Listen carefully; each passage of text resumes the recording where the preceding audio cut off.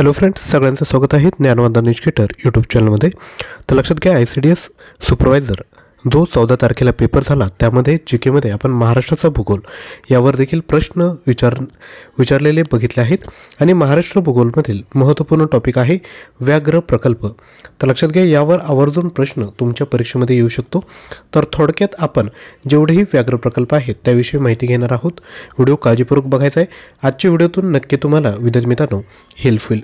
त्यापूर्वी छोटीशी रिक्वेस्ट आहे, व्हिडिओ चॅनलवर जर आपण नवीन असाल तर चॅनलला सर्वप्रथम एक सबस्क्राईब करून घ्यायचं आहे। व्हिडिओला सुरुवात करूया। सर्वात पहिला आता राज्य बघूयात। तेलंगणा राज्य। तेलंगणा राज्यामध्ये एकूण 2 व्याघ्र प्रकल्प आहेत। त्यांची नाव काय आहेत तर ते आहेत अमराबाद आणि कवल।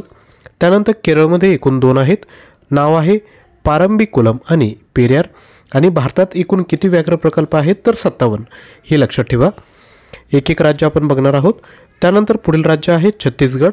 छत्तीसगडमध्ये एकूण 4 व्याघ्र प्रकल्प आहेत। त्यांची नावे आहेत गुरु घासीदास राष्ट्रीय उद्यान, अंच कमर, इंद्रावती, उदंती सीता नदी। त्यानंतर कर्नाटकमध्ये एकूण 5 आहेत। त्यांची नावे आहेत बांदीपूर, भद्रा, बिलिगिरी रंगनाथ, दंडेली अंशी आणि नागरहोल। त्यानंतर पुढे आहे बिहार।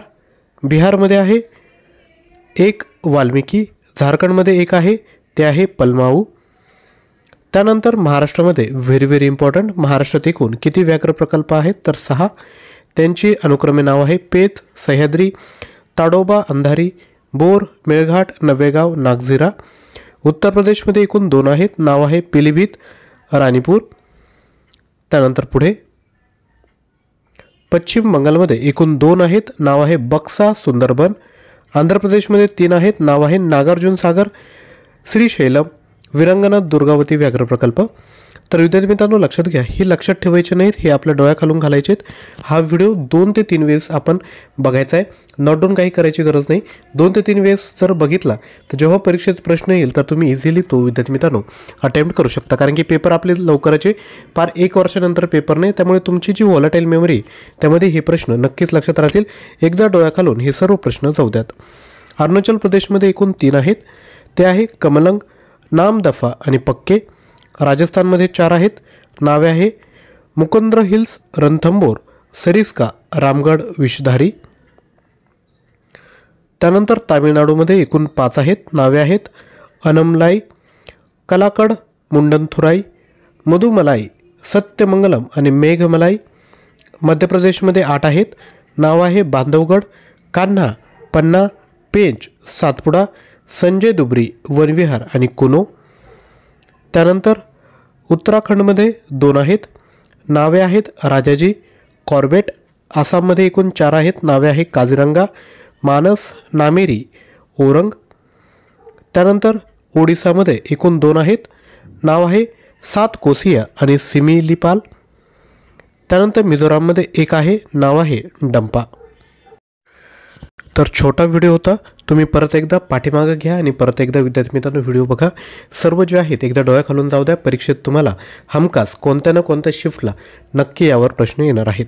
तसेच लक्षात घ्या, अजून ज्या विद्यार्थी मित्रांनी आपल्याकडचं जे टेक्निकल मटेरियल आहे ज्यामध्ये एकात्मिक बालविकास कायदे व योजना, पोषण अभियान आणि संगणक हे तिन्ही टॉपिकवर आपल्याकडे 2000 प्रश्न आहेत। प्राईज आहे 99 रुपये फक्त। ज्यांनी अजून घेतलं नसेल ते घेऊ शकता। 93 56 25 60 34 यावर मेसेज करा।